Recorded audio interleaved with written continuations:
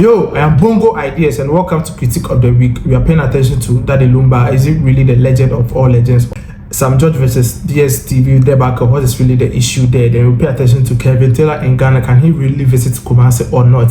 Then Funny Face reunited with his baby mama. Is it a good sign or a bad sign? And finally, free food for all. Is it feasible or not? On this show, we pay attention to all the tiny details and we call a spade a spade. Welcome. A week today, Charles Kojo Fosu, Daddy Lumba, actually passed away, and the news actually shook the whole nation, primarily because of who he is and what he stands for. The music he brought to the fore and the kind of legacy he left for all Ghanaians to actually witness. So it was a very bad news. It was very unexpected. It was heart wrenching. It was very, very heartbreaking, and Ghanaians in their numbers actually reacted to the news in a very solemn mode, but the conversation actually shifted very rapidly to whether Daddy Lumba is actually the legend of all legends, the greatest of all time, and even some people actually believe that it's actually bigger than Michael Jackson.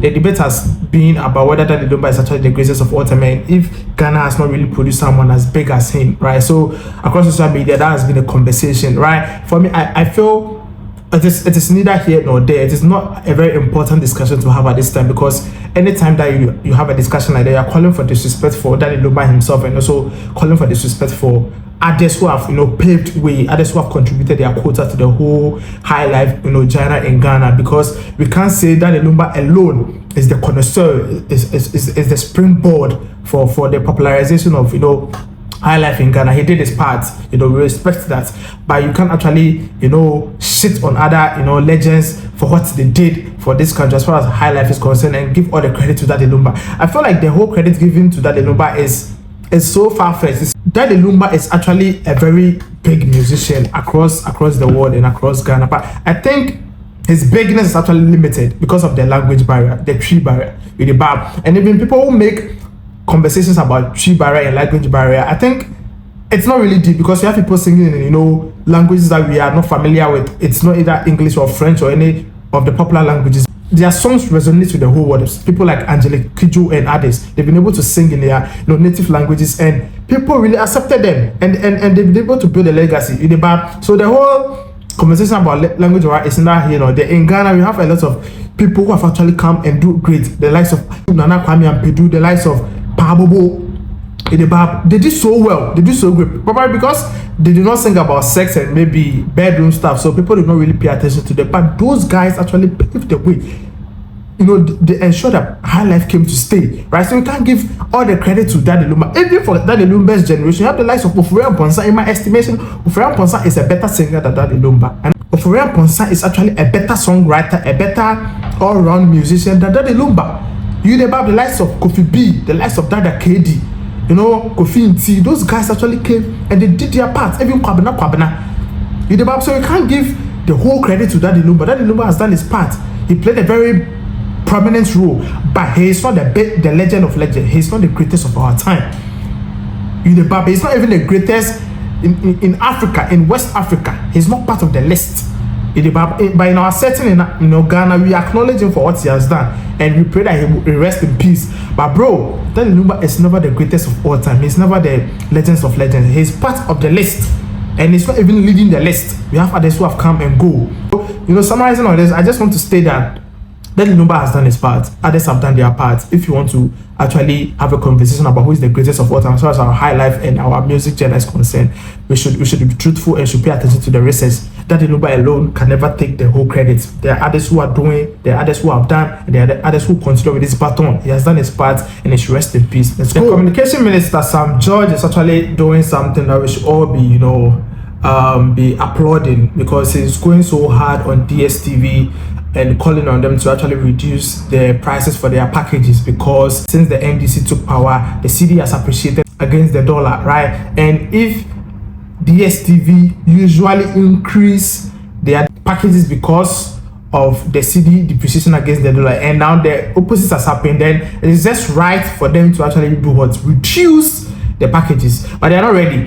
The minister actually had conversations and meetings with them, but I think things did not really go as planned. So the minister reiterated that DStv is actually mandated to actually reduce the prices. The risk having their licenses revoked by August 7th, right? So that was the warning that was sent to DStv. Now, DStv actually replied the minister by stating that they are not in their position to actually reduce the prices according to how they had their conversations, and also based on economic factors and some explanations they gave, they are not ready to actually reduce the prices. And the minister was like, oh, but if you go to Nigeria, you guys have reduced the prices for premium packages, for all your packages, but in Ghana you guys are taking more than you charge across all the markets in Africa. So why are you charging Ghana more and you're charging other African countries less? Right? It doesn't make sense. And also, if Ghana's currency is actually the best performing currency in the world and even in Africa, so why doesn't it reflect? Because you guys are always stating taxes and depreciation of the cedi as factors. Now those factors are no longer. The inflation has dropped and the cedi has been stabilized for the past 6 months. So the rational thing you need to do is to reduce the prices. But the DStv said they are not going to reduce the prices. I'm like, yo, in Ghana, prices are not regulated. That's why even if things are supposed to come, it doesn't come. If you have, an entity that, regulates prices, that's the best thing. Now, I see people going as Sam George. Bro, Sam George is actually the best person for the job. I'm not trying to, hold brief for him, but he's actually the best person for the... I've never seen a minister who has actually demonstrated a goodwill as much as Sam George, a former minister in that same position. She was nonchalant. She was not listening to anybody. She was just doing her thing. They were introducing new taxes and all that. They weren't listening to anybody. Now, if Sam George comes into the position and Sam George is doing all this, and then you guys are not applauding, I don't fucking get it. How can you tell me that it is a private sector, so we should allow people to, just fleece Ghanaians and shortchange Ghanaians and, extort money from Ghanaians? It doesn't really happen anywhere. Even in America, companies and private companies are always held to account. They are sent to court to account for their prices, and everything is regulated. Why can't we do that in Ghana? Now, DS has this kind of bravado because of our markets with no competitor, and we don't have any options. There are no alternatives. That is the reason. Because if you have alternatives where we can actually go for and they offer better services, who is going to use DStv? DStv, your contents are trash, bro.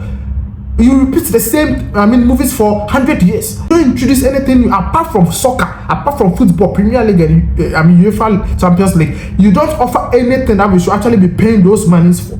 There's no value for money. In the grand scheme of things, you actually lose it. You're not giving us value for money. Because if I'm paying 500 cedis for Compact Plus, what are you actually offering me that I should be giving you 500 cedis every month to be watching you repeating, movies actually filmed in 19 something? Bro, let's get serious. So that's what my point is. DStv has this kind of monopoly because there are no alternatives. If Ghana should have alternatives, DStv will be out of business. If they are revoked and they are not allowed to do their job, and Ghanaians are looking for alternatives, they'll listen. They'll come back to the board and try to judge and find a remediation. Because if you are going to allow private companies to shorten Ghanaians just because they are big, so sometimes I back you. Get it done. DStv, reduce your prices. Your contents are not even that great for you to be charging those amounts. Kevin Taylor is in Ghana. You all know Kevin Taylor, the ballistic Kevin Taylor. Now, before Kevin Taylor came to Ghana, he had to deal with some Supreme Court, legal issues, and he went to the Supreme Court and had the bench warrants quashed. Now, he actually moved up from that step to meeting people, having public discussion. Actually appeared on Radio Go to discuss some issues and all that. Now, Kevin Taylor is actually a state enemy, quote, who many in the political arena believe that he was actually a thorn in the flesh of the previous government, MPP, and they were looking for him, right? So even before MPP left government, there were so many threats that were issued to Kevin Taylor about the fact that he shouldn't step a foot in Ghana, and even if he does that, he risks being shot, being killed, or being arrested. Now, Kevin Taylor was able to come back to Ghana because there's a new government in power, and he has been, moving around. He went to Tamale.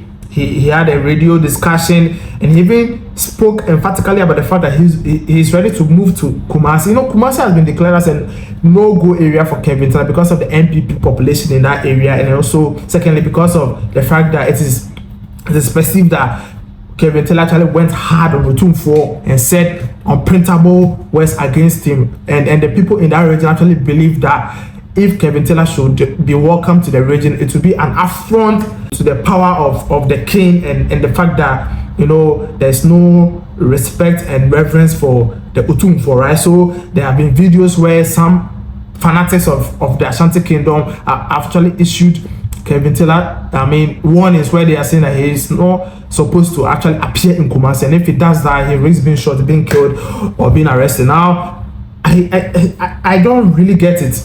I feel like there's no need for Kevin Taylor to actually visit Kumasi, because Kumasi, visiting Accra alone is you visiting Ghana. Kumasi is not where you're supposed to visit before you visit Ghana. I don't really get why Kevin Taylor, who was a card-bearing member of the NPP and even played a critical role in Nana Akufo-Addo winning the 2016 election, actually been declared as a state enemy by the NPP.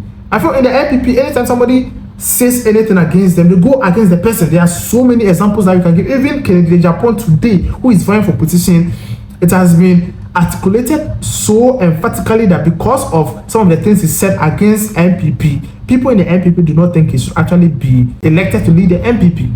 The NPP comes across as a very undemocratic, authoritarian, autocratic political set of people where they are not ready to listen to divergent views, and anytime you go against them, they'll come for him. I don't think Kevin Taylor actually needs to visit the Kumasi to actually prove a point. What kind of point is he proving? That is untouchable, he's in fucking Ghana. You people say he can't be in Ghana, he's in Ghana. In my estimation, I think one of the most hardened, stubborn, ear-strong individual in Ghana is actually Funny Face. He's not ready to, make amends. He's not ready to, understand the fact that he should fear women. He's not ready to move away from the entanglement he has with, his baby mama. You, Funny Face, you got to a point where you had mental relapses, where if not for the intervention of Kukumenu and God Almighty, you don't know what would have happened to you, because it got to a time where you were all over the place. You were actually literally getting mad. Then all of a sudden, Kukumenu stepped into it, intervened, and helped resuscitate the whole situation, brought you back, helped you, and polished you up. And even in those videos, you were so heartbroken. We understood that you were speaking out of a place of pain because of what the lady did to you. The fact that they took your case away from you, the lady is gone and you can't trace them. Ghanaians came to your aid. Ghanaians sympathized with you, and for a moment we realized that you're on the right path. You look good, you dress good, you smell good, you go to places where dignitaries are invited and all that, and we were applauding Kukumenu. Just all of a sudden there's a video where you're trying to reconcile with your baby mama. You guys even exchange hearts and all that. Bro, me no fear. What wrong you, bro? Or you think because you have Adebayo and Asamoah at your disposal, so they'll always come to save you? Nobody's going to save you. You're near 40, bro. You're not a kid, bro.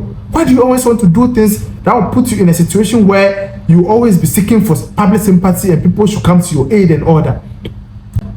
Then mistake Ben, you should fucking move on from that lady. There's so many ladies out there who are ready to accept you in your state. That lady is not the end of your life. I don't know what you see about that lady. I don't know what that lady has shown to you. I don't fucking get the kind of experiences you guys have had that you can't actually move on. I don't know. What do you need that lady for? Go and take care of your kids. If your kids are ready to come back to you, focus on that and just move on with another lady. Why are you so helpless and so out of control, so vulnerable that you actually need to reconcile with this lady? Funny Face, then Romeo and Juliet kind of story, it ended in death, bro. So if you want that situation, that is up to you. But I'm stating that if Funny Face goes back to his baby mama and all that, and anything happens and he comes online and begins pushing, you guys should leave him to fight his demons. You guys should leave him alone, because you're not going to pamper anybody. There are so many problems in Ghana. So Funny Face, if you think going back to your baby mama is the right decision to make at this point of your adult life, so be it. Good luck. Free food. Charlie, somebody say in Ghana we are so poor to the extent that he's ready to feed poor people who have nothing to eat forever and ever until further notice. So food banks have been set up in vantage points in Accra where you can actually go take your bowl and go take hot meal and eat. Now it was published across social media where people were praising and actually applauding the efforts of the rich man. When I heard about the idea, I thought it was a factory or a warehouse where they are going to house a lot of food stuff where they will share to poor people, like they will give a bag of rice, maize. I didn't know that they were going to serve hot meals where people take booze and they will serve you food and you eat. I don't really get how convenient that is. I don't really understand how nutritious the food is going to be. I don't understand how quality of a service that is going to be.